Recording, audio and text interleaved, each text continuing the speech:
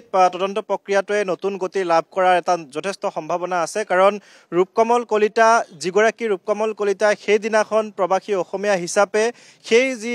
জাহাজৰ সফৰ আছিল সেই জাহাজৰ সফৰত উপস্থিত আছিল আৰু আমি যি ভিডিঅ' প্ৰতিনিধি দৰ্শকসকলক দেখুৱাই আছিলোঁ সন্মুখত থকা যিগৰাকী ব্যক্তি হাতত মদৰ বটল এটা লৈ সন্মুখত এগৰাকী ব্যক্তি আছিলে আৰু সেই ব্যক্তিগৰাকীয়ে হৈছে ৰূপকমল কলিতা আৰু তেওঁ আজি আহি উপস্থিত হ'ব বুলি মুখ্যমন্ত্ৰী ডক্টৰ হিমন্ত বিশ্ব শৰ্মাই কালি দিনটোত কৈছিলে আৰু আমি এছআইটিৰ সৈতেও কথা পাতিছিলোঁ তেওঁলোকেও কৈছিলে যে ৰূপকমল কলিতা আজিৰ দিনটোত আহিব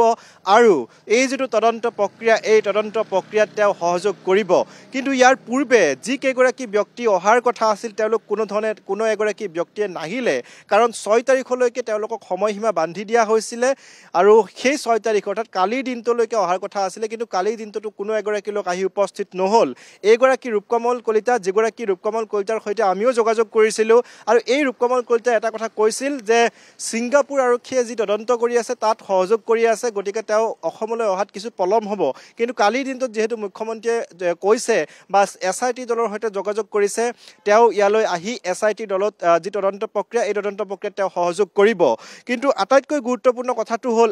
আন যি ব্যক্তি আছে প্ৰায় 11 গৰাকী ব্যক্তি আছিল তাৰ মূল ব্যক্তি আছিলে প্ৰায় 8 গৰাকী মূল ব্যক্তি আছিলে য'ত আছিলে সভাপতি অভিমন্যু তালুকদাৰ আৰু আয়োজক তন্ময় ফুকন আৰু সেই দুগৰাকী ব্যক্তিও অহাটো নিতান্তই প্ৰয়োজন আছিল কিন্তু তেওঁলোকক এতিয়া হয়তো আইনী প্ৰক্ৰিয়াৰ মাজেৰে অনা হ'ব আজি ৰূপকমল কলিতা যেতিয়া ইয়াত হাজিৰ হ'ব আমি কথা পাতিবলৈ চেষ্টা কৰিম ৰূপকমল কলিতাই কি ধৰণৰ ভাষ্য প্ৰদান কৰে আমি সেয়া ল'বলৈ চেষ্টা কৰিম কাৰণ ৰূপকমল কলিতা আছিলে সাক্ষ্যক প্ৰমাণ আৰু ৰূপকমল কলিতাই আজি যি ভাষ্য প্ৰদান কৰিব চিআইডিৰ কাৰ্যালয়ত সেই ভাষ্য অতি গুৰুত্বপূৰ্ণ হ'ব কাৰণ চিআইডি ইতিমধ্যে তেওঁলোকক জাননী প্ৰেৰণ কৰিছিল 6 তাৰিখৰ পূৰ্বে তেওঁলোক হাজিৰ হোৱাৰ জাননী প্ৰেৰণ কৰিছিল আৰু আজি যেহেতু আহিব সেই তেওঁলোকে নিশ্চয়কৈ জেৰা চলাব আৰু সেই জেৰাত যি কেইগৰাকী ব্যক্তিক ইতিমধ্যে গ্ৰেপ্তাৰ কৰা হৈছে 3 গৰাকী ব্যক্তি গ্ৰেপ্তাৰ কৰা 3 গৰাকী ব্যক্তি সেই ইয়তত আছিল প্ৰথম গৰাকী ব্যক্তি হৈছে সিদ্ধাৰ্থ শৰ্মা যি মূল অভিযুক্ত দ্বিতীয় গৰাকী ব্যক্তি হৈছে শেখৰজ্যোতি গোস্বামী আৰু তৃতীয় গৰাকী ব্যক্তি হৈছে অমৃতপ্ৰভা মহন্ত এই 3 গৰাকী ব্যক্তি সেই দিনটোত সেই অভিশপ্ত দিনটোত সেই ইয়তখনত উপস্থিত আছিল আৰু সেই ইয়তখনত কি ধৰণৰ ঘটনা সংঘটিত হৈছিল যিখিনি ভিডিঅ' বৰ্তমান আমি দেখুৱাই আছোঁ প্ৰতিনিধি দৰ্শকসকলক সেই ভিডিঅ'খিনি কোনে প্ৰস্তুত কৰিছিল আৰু ভিডিঅ'খিনি কেনেধৰণে প্ৰস্তুত কৰি প্ৰেৰণ কৰা হ'ল নাইবা সেই যিটো কথা চলি আছে শেখৰজ্যোতি গোস্বামীয়ে যিটো অভিযোগ উত্থাপন কৰিছে বিষ পান কৰাইছিল নেকি জুবিন গাৰ্গক সেই যিটো অভিযোগ শেখৰজ্যোতি গোস্বামীয়ে আৰক্ষীৰ সন্মুখত কৈছে এছআইটিৰ সন্মুখত কৈছে বিষ পান কৰোৱা বুলি সেই বিষ পান কৰোৱা কথাটো কিয় ক'লে কিহৰ ভিত্তিত ক'লে ইতিমধ্যেতো শেখৰজ্যোতি গোস্বামীক জেৰা চলাই থকা হৈছে আৰু এই কথাটো বিষ পান কৰাৰ যিটো অভিযোগ সেই অভিযোগটো কিবা গম পাইছিল নেকি ৰূপকমল কলিতাই সেই কথাখিনি নিশ্চয়কৈ আজি জেৰাৰ সন্মুখীন হ'ব এছআইটিৰ জেৰাৰ সন্মুখীন হ'ব আৰু সেই জেৰাত কি ধৰণৰ ভাষ্য প্ৰদান কৰে সেয়া আটাইতকৈ গুৰুত্বপূৰ্ণ কথা কাৰণ অসমবাসী 3 কোটি জনতাই অসমৰ 3 কোটি জনতাই ৰৈ আছে ন্যায়ৰ অপেক্ষাত জুবিন গাৰ্গৰ ন্যায়ৰ অপেক্ষাত ৰৈ আছে জুবিন গাৰ্গে ন্যায় পাব লাগিব প্ৰত্যেকগৰাকী লোকে কৈছে কালিৰ দিনটোত গৰিমা শইকীয়া গাৰ্গ আৰু ভগ্নী পালমি বৰঠাকুৰেও ফেচবুকত লিখিছে যে জুবিন গাৰ্গক ন্যায় দিব লাগিব জুবিন গাৰ্গে ন্যায় পাব লাগিব জুবিন গাৰ্গৰ লগত যি ব্যক্তিয়ে এই ধৰণৰ ঘটনা সংঘটিত কৰিছে প্ৰত্যেকগৰাকী লোকে শাস্তি পাব লাগিব এই কথাটো তেওঁলোকে কৈ আছে অসমবাসী ৰাইজে কৈ আছে সকলোৰে দৃষ্টি নিবদ্ধ আছে চিআইডিৰ ওপৰত সকলোৱে কেৱল দৃষ্টি ৰাখিছে চিআইডিৰ এছআইটি দলৰ ওপৰত গতিকে তেওঁলোকে তদন্ত প্ৰক্ৰিয়াটো কেনেধৰণে আগন্তুক সময়ত চলাই নিয়ে সেয়া নিতান্তই গুৰুত্বপূৰ্ণ হ'ব কাৰণ ইতিমধ্যে বহুকেইটা দিন পাৰ হ'ল ইমান দিনে অসম আৰক্ষীৰ এছআইটি দলে যি ধৰণে তদন্ত প্ৰক্ৰিয়া আগবঢ়াই লৈ যাব লাগিছিল কোনোবাখিনিত তেওঁলোকে পৰা নাই এই যে পৰা নাই তেওঁলোকৰ মূল কাৰণ হৈছে এই প্ৰবাসী যিসকল অসমীয়া সেই অসমীয়াসকলে অহা নাই সেইটোৱে হৈছে মূল কাৰণ আৰু তেওঁলোক ইয়াত আহি যদি সহযোগ কৰিলেহেঁতেন তেতিয়াহ'লে এটা নতুন গতি লাভ কৰিলেহেঁতেন কাৰণ প্ৰবাসী অসমীয়া প্ৰত্যেকগৰাকী প্ৰবাসী অসমীয়াই সাক্ষ্যক প্ৰমাণ হিচাপে সেইটো স্থানত উপস্থিত আছিল তাৰ উপৰিও যিটো দ্বীপৰ কথা কোৱা হৈছে সেই দ্বীপটোৰ বিভিন্ন কথা বিভিন্ন ইতিহাস সেই দ্বীপটোৰ লগত জড়িত হৈ আছে এক প্ৰকাৰ মৃত্যু উপত্যকা হিচাপে ব্যৱহাৰ কৰা হৈছিল সেই দ্বীপটোক গতিকে এই যিসমূহ কথা এই সকলোখিনি কথা জানিব পাৰিব ৰূপকমল কলিতা অহাৰ পাছত ৰূপকমল কলিতাক জেৰা কৰাৰ পাছত সকলোখিনি কথা ওলাই পৰিব গতিকে আশা কৰা হৈছে ৰূপকমল কলিতা আহিলে বহুখিনি তথ্য ওলাব যদি তেওঁ সকলোখিনি কথা কয় তেতিয়া সেই কথাখিনি ওলাব হয়তো ৰূপকমল কলিতা কলিতা কিন্তু গ্ৰেপ্তাৰ হ'ব পাৰে কাৰণ ৰূপকমল কলিতাই ইতিমধ্যেই যি ডেডলাইন বান্ধি দিয়া হৈছিলে সেই ডেডলাইন ইতিমধ্যেই পাৰ কৰিছে আৰু এতিয়া আজিৰ দিনটোত আটাইকেইগৰাকী ব্যক্তিৰ বিৰুদ্ধে হয়তো লুক আউট নটিচ জাৰি কৰা হ'ব অৰ্থাৎ পলাতক ঘোষণা কৰা হ'ব আৰু তেওঁলোকৰ বিৰুদ্ধে আইনী প্ৰক্ৰিয়াৰে কেনেধৰণে তেওঁলোকক লৈ আহিব পাৰে সেই ব্যৱস্থা কিন্তু কৰা হ'ব কিন্তু সেই ব্যৱস্থাটো কৰিবলৈ যাওঁতে অসম চৰকাৰৰ বহুখিনি অসুবিধাৰ সন্মুখীন হ'ব কাৰণ অসম চৰকাৰে পোনপটীয়াকৈ গৈ সেইটো স্থানত ছিংগাপুৰত তেওঁলোকে তদন্ত চলাব নোৱাৰে বা তেওঁলোকক আটক কৰি আনিব নোৱাৰে কাৰণ তেওঁলোকৰ নাগৰিকত্ব ছিংগাপুৰৰ নাগৰিকত্ব আছে আৰু ছিংগাপুৰৰ নাগৰিকত্বৰ দোহাই দিয়ে তেওঁলোকে ইমান দিনে তেওঁলোকে এই যি তদন্ত প্ৰক্ৰিয়াৰ পৰা হাৰি থাকিলে অৰ্থাৎ ডেডলাইন দিয়াৰ পাছতো তেওঁলোক উপস্থিত নহ'ল এতিয়া চৰকাৰে কেনেধৰণে মুখ্যমন্ত্ৰীয়ে ইতিমধ্যে অসহায় মন্তব্য এটা প্ৰদান কৰিছে যে যিটো মন্তব্য একেবাৰে দুৰ্ভাগ্যজনক তেওঁ কৈছে যে ছিংগাপুৰত গৈ আমি তদন্ত প্ৰক্ৰিয়া চলাব নোৱাৰোঁ বা ছিংগাপুৰৰ পৰা আমি আটক কৰি আনিব নোৱাৰোঁ গতিকে এতিয়া অসম চৰকাৰে ভাৰত চৰকাৰৰ সৈতে যোগাযোগ কৰি কেনেধৰণে ছিংগাপুৰৰ পৰা এই আটাইকেইগৰাকী ব্যক্তিক আটক কৰি লৈ আহিব পাৰে সেই কথা চিন্তা কৰিব লাগিব কাৰণ ইতিমধ্যেই প্ৰায় 17টা দিন হৈ গ'ল এতিয়াও কিন্তু সেই আটাইকেইগৰাকী ব্যক্তি নিমাত হৈ আছে তেওঁলোক কিহৰ অসমীয়া বাৰে বাৰে প্ৰশ্ন হৈছে 3 কোটি জনতাৰ কাৰণ তেওঁলোকে অসমীয়াৰ কথা কয় প্ৰবাসী অসমীয়া বুলি কয় ছিংগাপুৰত থাকি তেওঁলোকে জুবিন গাৰ্গক মৃত্যুলৈ ঠেলি দিলে সেই কথা কিন্তু কোনেও মানি ল'ব পৰা নাই আনকি অন্তিম যাত্ৰাটোত কোনো এগৰাকী লোক আহি উপস্থিত নহ'ল আৰু শেষত এই যি তদন্ত প্ৰক্ৰিয়াটো তেওঁলোকে সহযোগ কৰা নাই গতিকে সকলোৰে মনত প্ৰশ্ন উত্থাপন হৈছে ক্ষোভ সকলোৰে মনত আছে কাৰণ সেই কেইগৰাকী ব্যক্তি যেতিয়া আহিব লাগিছিল তেতিয়া অহা নাই কিন্তু আজিৰ দিনটোত যিহেতু এইগৰাকী ৰূপকমল কলিতা যিগৰাকী ৰূপকমল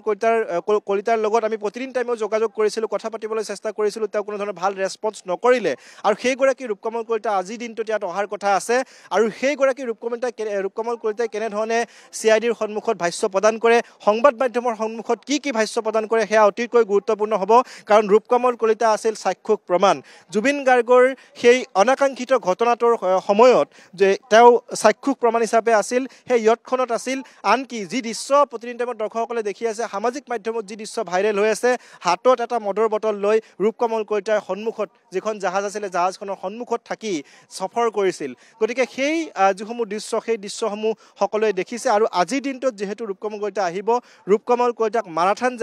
জেৰা কৰা হ'ব হয়তো ৰূপকমল কলিতা গ্ৰেপ্তাৰো হ'ব পাৰে কাৰণ ইমান দিনে তেওঁ তথ্য হয়তো কিছু লুকুৱাইছে বা তেওঁক আহি উপস্থিত হোৱা নাই তাৰ উপৰিও কালিৰ দিনটোত আৰু এটা গুৰুত্বপূৰ্ণ কথা এইটোৱে যে শ্যামকানু মহন্তক যেহেতু ইতিমধ্যে গ্ৰেপ্তাৰ কৰা হৈছে শ্যামকানু মহন্তক জেৰা চলাই থকা হৈছে 14 দিনৰ জিম্মাত ৰখা হৈছে আটাইকেইগৰাকী ব্যক্তিক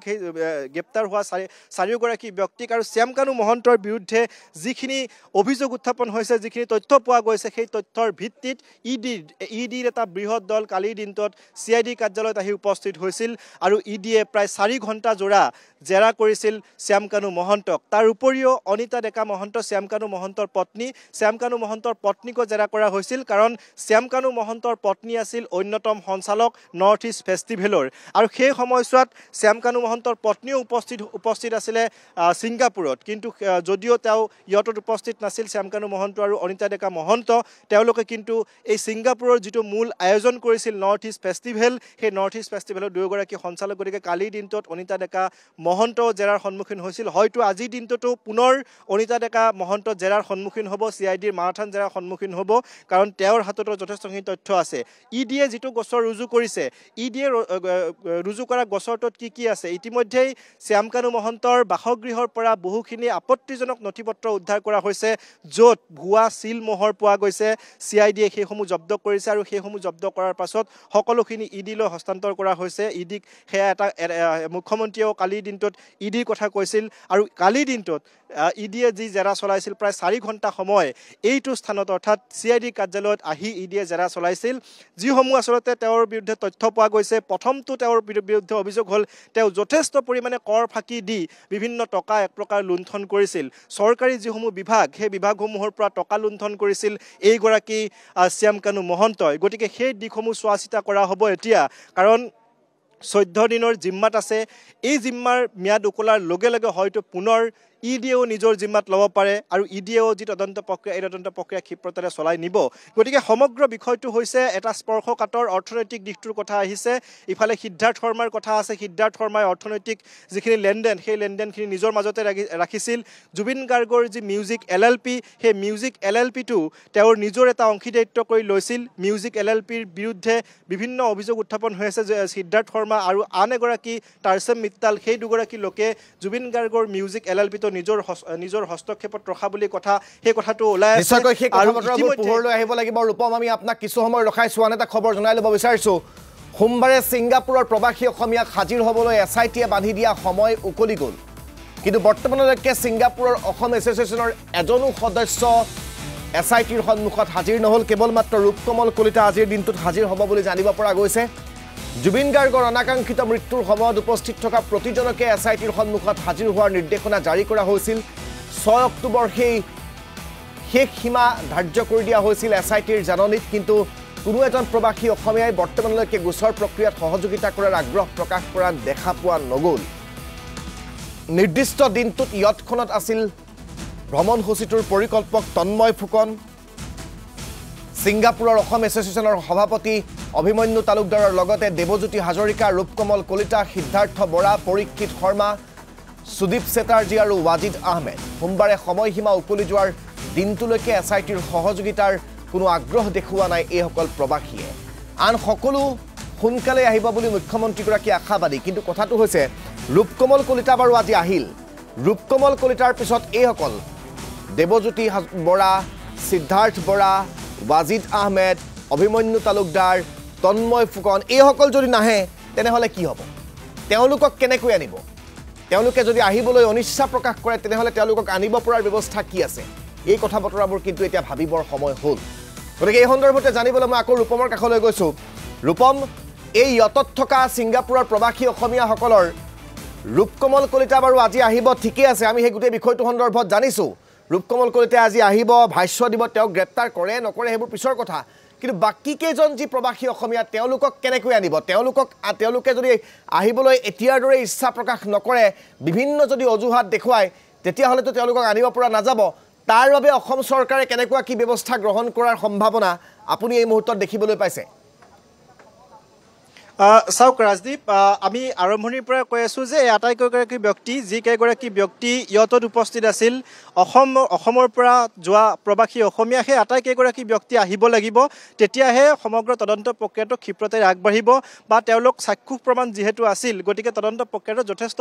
সহযোগ হ'ব কিন্তু বিগত প্ৰায় 17 দিন হ'ল এতিয়াও কিন্তু তেওঁলোক অহাৰ ইচ্ছা প্ৰকাশ তেওঁলোকে কৰা নাই বা তেওঁলোকে এতিয়ালৈকে কোনো এগৰাকী লোকে আহি উপস্থিত হোৱা নাই আৰু আজি দুদিন পূৰ্বে মুখ্যমন্ত্ৰী ডক্টৰ হিমন্ত বিশ্ব শৰ্মাই এটা কথা কৈছিল যে তেওঁলোকক হেঁচা প্ৰয়োগ কৰিব লাগে আৰু তেওঁলোকক অনাৰ ব্যৱস্থা চৰকাৰে পোনপটীয়াকৈ কৰিব নোৱাৰে বা SIT দলে পোনপটীয়াকৈ কৰিব নোৱাৰে অৰ্থাৎ মুখ্যমন্ত্ৰীগৰাকীয়ে একেবাৰে অসহায় মন্তব্য কৰিছিল একেবাৰে দুৰ্ভাগ্যজনক মন্তব্য কৰিছিল যিটো মন্তব্য অসমবাসী কেতিয়াও আশা কৰা নাছিল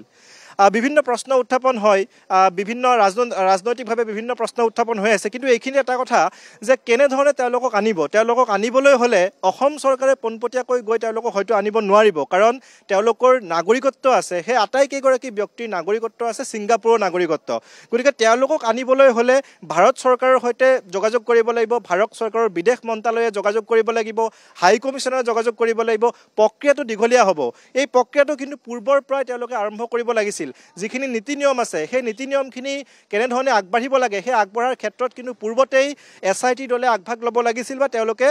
যি ধৰণে আনিব লাগে সেই অনাৰ ব্যৱস্থাটো আগৰ পৰাই কৰিব লাগিছিল কিন্তু তেওঁলোকে কেৱল জাননী প্ৰেৰণ কৰিয়েই ক্ষান্ত থাকিল 6 তাৰিখলৈকে অৰ্থাৎ 6 অক্টোবৰলৈকে জাননী প্ৰেৰণ কৰিলে 6 অক্টোবৰৰ পূৰ্বে তেওঁলোক হাজিৰ হ'ব লাগিব আৰু সেই জাননী দিয়েই তেওঁলোকে ক্ষান্ত থাকিল এতিয়া আজিৰ পিছত লক্ষণীয় হ'ব তেওঁলোকে কৈছে যে 6 অক্টোবৰলৈকে যদি নাহে তেতিয়াহ'লে লুক আউট নটিচ জাৰি কৰা হ'ব গতিকে লুক আউট নটিচ আজি জাৰি কৰে না নকৰে সেয়া আমি গম পাম কিছু সময় পাছতে হয়তো গম পাম কাৰণ ইতিমধ্যে যিটো ডেডলাইন বান্ধি দিয়া হৈছিল সেই ডেডলাইন ইতিমধ্যেই পাৰ হৈছে সময়সীমা উকলিছে এতিয়া হয়তো আজিৰ দিনটোত লুকআউট নটিছ সেই লুকআউট নটিছ হয়তো আজিৰ দিনটোত দিয়া হ'ব কিন্তু যিটো প্ৰক্ৰিয়া সেই প্ৰক্ৰিয়াটো যথেষ্ট লেহেমীয়া হ'ব তেওঁলোকক অনাৰ প্ৰক্ৰিয়াটো যথেষ্ট লেহেমীয়া হ'ব কাৰণ ছিংগাপুৰৰ ইতিমধ্যে তেওঁলোকে এটা কথা কৈছে যে ছিংগাপুৰ আৰক্ষীয়ে তদন্ত কৰি আছে ছিংগাপুৰ আৰক্ষীৰ তদন্তত তেওঁলোকে সহযোগ কৰি আছে সেই কথাটো কৈছে কিন্তু অসম আৰক্ষীৰ তদন্তত তেওঁলোকে সহযোগ কৰিব লাগিব এয়া হৈছে অসমবাসীৰ 3 কোটি লোকৰ দাবী প্ৰত্যেকগৰাকী লোকে দাবী কৰিছে যে তেওঁলোক অসমলৈ আহি তেওঁলোকে তদন্ত প্ৰক্ৰিয়াত আগভাগ ল'ব লাগিব তদন্ত প্ৰক্ৰিয়াত সহযোগ কৰিব লাগিব সেই কথাটো বাৰে বাৰে কৈ আছে কিন্তু তেওঁলোকৰ ইচ্ছা প্ৰকাশ কৰা নাই গতিকে তেওঁলোকৰ বিৰুদ্ধেও হয়তো লুকআউট নটিছ আজি জাৰি কৰা হ'ব লুকআউট নটিছ জাৰি কৰি যিটো আইনী প্ৰক্ৰিয়াৰ মাজেৰে তেওঁলোকক আনিব পাৰে সেই আইনী প্ৰক্ৰিয়া হয়তো আজিৰ পৰা আৰম্ভ কৰিব হয়তো অহা সপ্তাহৰ ভিতৰত তেওঁলোকক লৈ অহাৰ ব্যৱস্থা কৰা হ'ব কিন্তু সেই প্ৰক্ৰিয়াটো যথেষ্ট লেহেমীয়া ইতিমধ্যে লেহেমীয়া হৈছে ইতিমধ্যে 17 দিন উকলিছে ইতিমধ্যে লেহেমীয়া হৈছে কাৰণ তেওঁলোকক অনাটো নিতান্তই প্ৰয়োজন তেওঁলোকক পূৰ্বৰ পৰাই অনাৰ ব্যৱস্থা কৰিব লাগিছিল নিশ্চয়কৈ পূৰ্বৰ পৰা তেওঁলোকক অনাৰ ব্যৱস্থা কৰিব লাগিছিল আপোনাক এই মুহূৰ্তত ধন্যবাদ জ্ঞাপন কৰিছো ৰূপম দলৈ